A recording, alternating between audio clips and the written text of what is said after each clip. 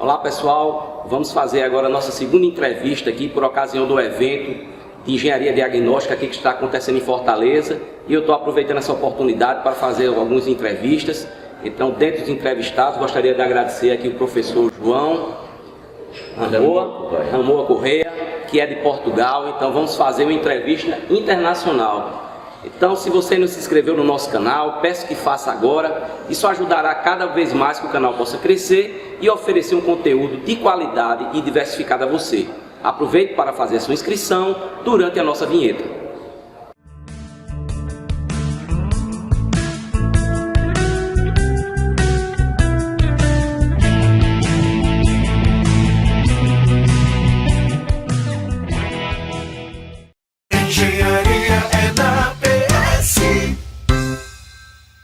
Estamos de volta aqui com o professor João. Vou aproveitar essa oportunidade e abrir aqui o nosso espaço para as suas apresentações, professor. Muito bem, sou engenheiro civil, estudei engenharia civil em Portugal, no Instituto Superior Técnico da Universidade de Lisboa, e onde sou professor atualmente, no grupo de tecnologia da construção. Portanto, ensinamos como é que se constrói, a tecnologia de construir, e também a patologia e a reabilitação das construções. Portanto, é outra grande área onde estou envolvido em termos de atividades de ensino.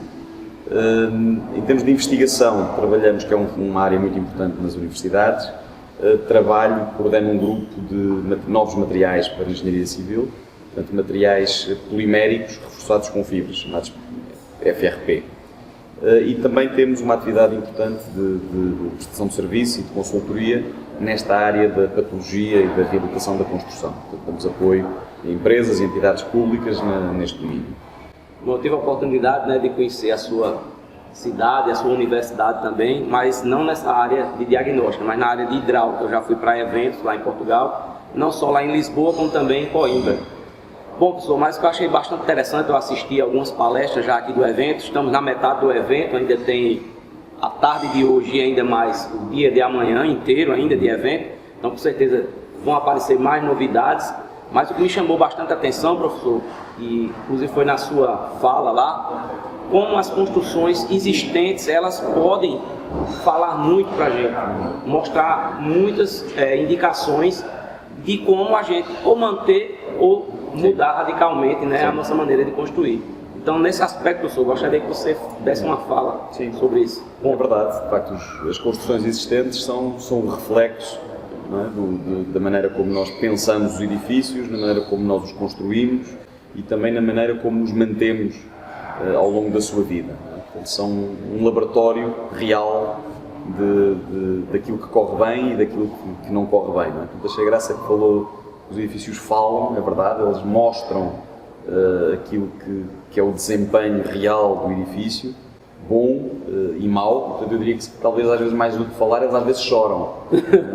Eles choram quando nós os tratamos mal, ou quando nós os dimensionamos mal, ou quando os utilizamos mal, eles manifestam esse mau comportamento. Um exemplo muito claro, as infiltrações.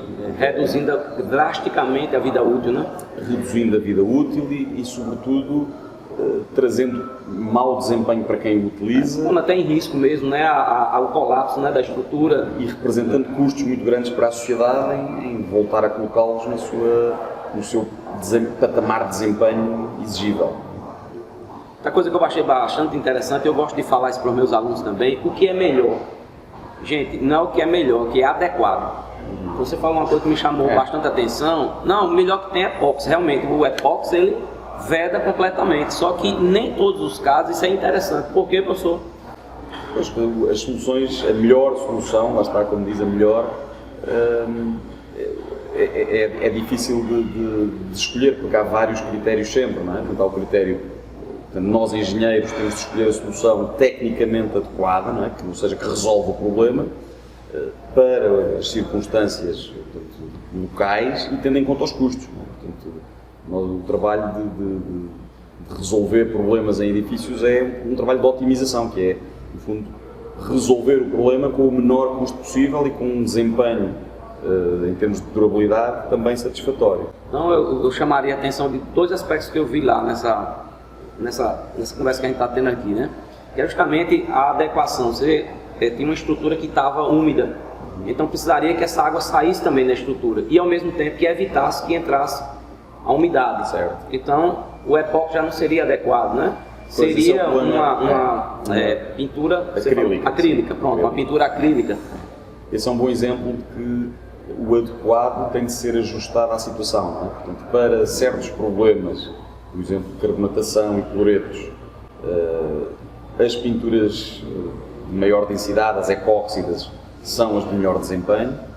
Por outro lado, em problemas como reação álcali agregado, são pinturas em que não permitem que a estrutura respire. E, portanto, sendo a água a origem do problema, temos de deixar que a água saia. Portanto, vamos para uma pintura que não é tão boa para evitar problemas de cloretos e de carbonatação, mas que para aquele problema específico é a pintura que melhor responde. Volta para o que eu falei, é o adequado. Né? É o adequado ao problema, exatamente. E a outra parte que eu achei interessante também é ataque químico, né? Que desagrega, que come a pasta do cimento e fica só o granito. Certo. Isso eu vi muito bem, que eu já fiz umas intervenções em fábricas de suco, sobretudo de cítricos, abacaxi, laranja, né? Então eles corroem completamente o cimento, a pasta vai embora, fica só o granito. Certo. E naquele canal, né, o exemplo que você falou lá, que se optou por uma solução que dura menos, porém ela é mais econômica. Você falar isso para a gente aí? Claro. Pronto, esta é outra questão que também nós temos de dar ajuda a quem decide, não é? Portanto, nós temos de explicar quais é que são as soluções, não é? Quais é que são as soluções para resolver aquele problema, mas temos também de conseguir explicar qual é que é a durabilidade que essa solução de reparação vai ter e quais os custos. E, portanto, depois o decisor, em função desses dados, pode tomar uma decisão racional, ou seja, pesando os custos que nós hoje em dia designamos por ciclo de vida, não é? Para o horizonte temporal da decisão que ele tem. Portanto, este é um bom exemplo do ataque químico em como, para uma gama de soluções, todas elas adequadas, não é? Com horizontes temporais diferentes, o dono de obra tem de escolher aquela que, para o seu orçamento e para o seu horizonte de decisão e para o plano de manutenção que pretende implementar, é que permite ter um desempenho adequado da construção. Nesse caso era um tratamento de efluentes, né? Era um tratamento de efluentes, exatamente. Então, que tem questão do gás, né? É o problema da formação das bactérias. Né? As bactérias que estão na parte superior do escoamento dão origem a um conjunto de ácidos, ácido sulfúrico, ácido nítrico, que tem um poder de desagregação muito grande, quer do betão, quer dos próprios materiais de proteção que nós aplicamos. E outra coisa interessante para a gente não pode se alongar muito, né? Senão vocês não nos assistem, infelizmente, e a gente tem que ser rápido e passar o máximo de informação possível, né? E que seja de relevância. E outra coisa interessante é a diferença que ele mostrou em pesquisa. Vocês vejam, gente, tudo não é feito empírico, não, é feito realmente se fazendo um trabalho exaustivo de investigação, né? Como vocês chamam lá, né? Sim. A gente chama aqui pesquisa. A diferença é como também, gente, eles falam muito aqui num tal de betão. Gente, betão nada mais é do que o concreto, certo? Então esse termo, tem alguns termos assim que não são usuais nos dois países, né? Mas no final das contas é a mesma coisa. Que é, professor, como você falou lá, a diferença que tem entre o ensaio, que até lhe preocupou bastante, né? A gente poderia terminar aqui esse nosso papo, você dando uma geral nessa parte aí, entre o que se ensaia e testemunha, né?